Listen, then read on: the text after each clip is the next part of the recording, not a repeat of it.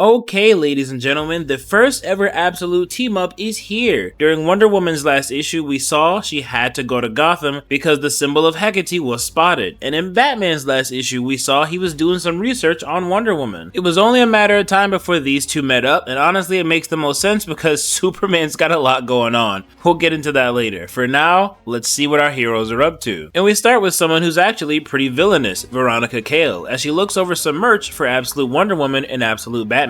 We even see merch for Wonder Woman's Pegasus. See, back in the Absolute Evil comic, Cale was talking about how inspirational these heroes could be. She was advocating for them to be taken out, and it looks like she was correct. Now we've got people making merch of them, even making a chess set of our two heroes. And as Cale communicates with someone about taking the bait, we see Diana in Gotham with a big magical bat symbol trying to get Batman's attention. And because of how massive it is, even though he's in the middle of pummeling bad guys, it's hard to miss. And he's able to get there pretty fast and pretty quietly, which impresses Diana, especially since this version of Batman is huge. The magic is not exactly common in Gotham, so he's taking the time to actually analyze this huge symbol she's made for him to get his attention. And with Batman being hard to find, especially for not committing crimes, Diana feels like this was her best way. And now our goats have officially met, as she introduces herself as Diana, and he introduces himself as Batman. But he's not done with this whole magic thing, he wants her to define it. And this, I feel like, is a great definition. Advanced chemistry with unconventional intentions and unusual resources, as Batman continues to think and analyze the magic around him. And she decides to ask her a question. You hurl yourself from these skyscrapers with no fear, but you cannot fly. How did you learn to do that? As he simply responds with necessity. And with the small talk out of the way, Diana has to tell him why she's actually here. She needs his help, as she tells him, I'm here about 4 murders, which doesn't mean much to Batman because it's Gotham. People are always being killed, but these murders are connected. They're connected to the mark of Hecate, the same mark that's on her arm. A bloody version of this mark appeared at the crime scenes, but she knows this is not her city, and detective work is not her strength. And as she begins to explain her own detective friend, Bruce tries to lecture her. I saw her with you, on the news. Everyone did. You should be careful with your exposure. You may be a god, but the people around you aren't. But Diana lets him know, that bell is already rung for me. I cannot go back into the shadows. And Bruce wants to know if she would go back into the shadows if she could. But Diana would not do this, because love is transformative, and she doesn't know how to show that to people without living it. And Bruce accepts this. He even tells her his father would have loved the path Diana is on. And she takes the compliment and lets him know she is not a god. And funnily enough, she wants to know if Bruce is a god, which surprises him as he tells her of course not. But she only wanted to know because she made a bet with her mother. Turns out Circe thought this dude was some kind of bat god. So with this being settled, Diana needs to have proof that she won the bet, because Circe hates to pay up on her bets. And with this, Diana pulls out an item from her infinite pouch, as she says, forgive my manners, I was raised in hell, though that is no excuse. And we learn that this item is a gift because hospitality is a big deal in Greek culture. And Batman catches on to this because she just said she was raised in hell, so Diana explains her lore a little deeper. The underworld is more accurate, but a person can be more than one thing. Surely you, of all people, understand this. As she tells him that what she's given him is an enchanted talisman of Hecate. If he touches this with his bare skin and demands an audience with Diana of the Wild Isle, and she's on this plane of existence, she will come to his aid. And he is still, despite everything he's seen, a bit skeptical of this magic. But either way, he says thank you, and Diana wants him to escort her to the most recent crime scene so they both can examine it, as we see her flying to it and him on his bat bike. And once they're finally at the crime scene, Diana can feel this swamp is teeming with power, as Batman lets her know it's called Slaughter Swamp. And he tells her Gotham's not exactly known for its subtlety. And Diana wants to know how this crime scene was even discovered. This entire place is extremely remote, as Batman gives her what he has so far, an anonymous tip. Suspicious. I've been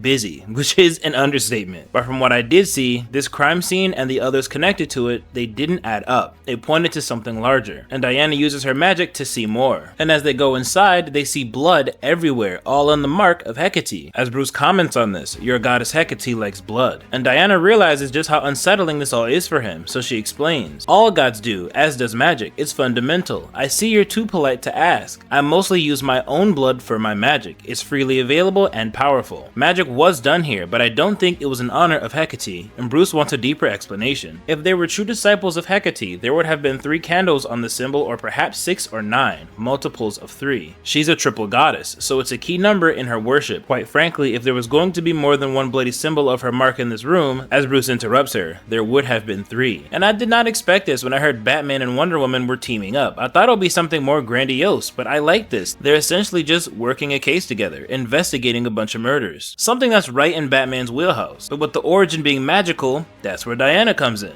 This all works perfectly, as they both come to the conclusion that this all does seem staged, and Diana continues to explain to Batman why this doesn't make any sense. And to a disciple of Hecate, some of these ingredients are wrong. Also, this killing was 2 days ago, yes? Then the moon was in the wrong position. A witch could do this spell, of course, but a disciple of Hecate would wait for a more favorable position. As she asks Batman were there any organs missing from the body, and he tells her yes, and she knows it was a liver. And she begins to ask about the other organs, lungs, heart, and maybe a stomach, and these were all taken as well. And because of this, she knows the culprit may have exactly what they need. As she explains to Batman that someone is trying to build a magically constructed form, like a homunculus or a golem, a powerful figure that could be remotely controlled. But she's trying to figure out why they would pretend this is all for Hecate, and Bruce realizes this may be some kind of trap, for one of them or both of them. And with this being said, Diana wants to see the other sites, but Batman wants to get more proactive, as he tells her he found something in the case files that points to an abandoned church with a strange clock tower across the swamp. He wants to start there, as she says, lead the way. And as they get to the church, they realize people are here, and that's not good. And Batman's got a feeling there could be a million traps between the front door and the clock tower. But Diana's got a much easier way to deal with all of this, as she says, do you mind being carried briefly? We could just cut to the end of the line violently, as Batman likes the violent part, and we see a bunch of people praying over this magical being they're trying to create, as Batman busts right through the roof, ready to bust some skulls. But no one's moving. They're all in some kind of altered state, not even blinking, as she tells Bruce not to cross that barrier. But before she can even finish, both of them are magically restrained. They are now stuck in the barrier. And Bruce wonders if they should try and leave, but she lets him know it'll be as difficult as trying to chew off his own leg. And they look at this being they're trying to create, and Diana realizes it looks strange, unfinished. And Bruce wonders if that's good news, as she realizes they're not trying to build a construct. But before we figure out what she means, we get back to Kale, as she is still speaking to this person, and we realize whoever this is manipulated Kale into this plan, because they know something about Diana. They know something about the Amazons, as they say, the story of their great and miraculous child, the last Amazon, the one some myths claim is made of clay. And if she's made of clay and Kale finishes, she's nothing more than a fancy golem. And I know that was one origin of Wonder Woman, I don't know if that's still the same one, and it looks like they're toying with that idea here. It looks like this whole thing was about Diana, and we see why these people are surrounded by this unfinished thing. As Diana says, they're just trying to control one. They're trying to control Wonder Woman. But before she fully loses control, she thinks to herself, I have to help him before I fully lose control. Deleting my magical aura may be the best that I can do.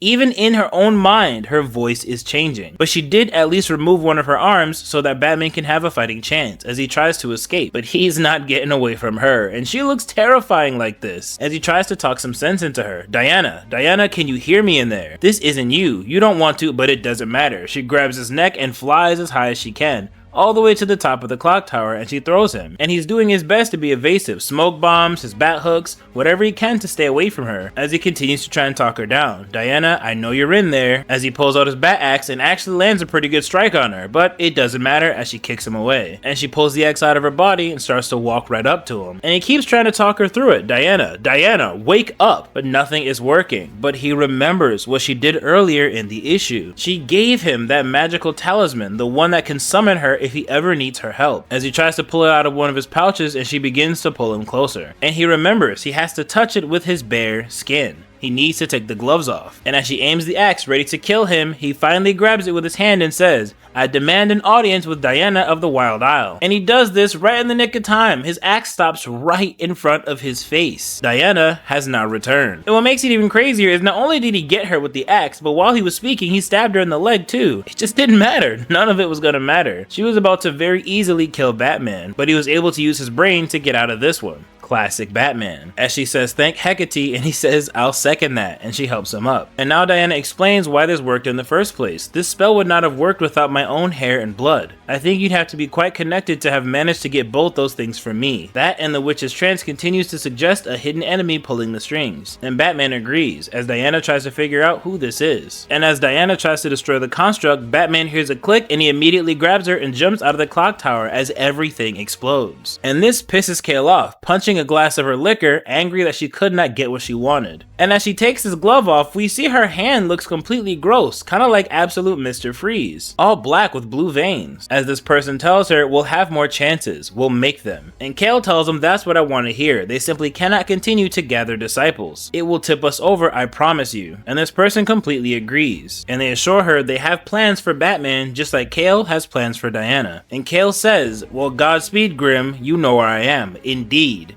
she was talking to the Joker the whole time. The Joker helps set all this up as we see our heroes recovering from that explosion. And Diana now realizes they wanted her to kill Bruce, and if it didn't work, they were willing to blow them both up. And now Bruce wonders if Diana is a golem. As she explains, no, but the magical and unconventional nature of my birth seems to have left me open to some attacks I hadn't considered. I'll have to watch out for it in the future. So she must be in some way kinda artificial, so she's susceptible to things like this. I'm not sure if this actually answers the question if this version of Wonder Woman is actually made of clay, since she says she's not a golem. I guess we'll have to see later in some other issues. But before we get to that, Diana wants to give Bruce the jump drive with all those heroes we saw in her last issue. As she explains, I freed a government scientist from a prison maze. He was uninterested in returning to the government that put him there. Additionally, he was grateful to be rescued and gave me that drive, which has quite a bit of information about you, about all of us. As Bruce says all of us, you mean Superman. He's been doing his own research, as Diana realizes it's beginning to snow. And although she's seen snow in books, she's never actually felt it. As Bruce explains to her, it's not magic, it's science. And Diana lets him know they're not so far apart as we sometimes think. I think we're going to be great friends, Batman. I think one day you will even tell me your name. As Bruce says, I suspect you already know it. As she tells him, I do, but it's not mine to take, it's yours to give. And he tells her to say it. So she does. Bruce, don't you think we should make friends with the Superman too? I think we're going to need lots of friends if we're going to save this world. May Hecate bless and protect you, Bruce, and those you love. And this is actually pretty cool. When she's talking about Superman, the little panel is like in his symbol. As Bruce tells her, happy holidays, Diana, with a smile on his face. This was pretty cool. I like this issue. Like I said, I thought when these two were teaming up, it would be more grandiose to be this giant scale,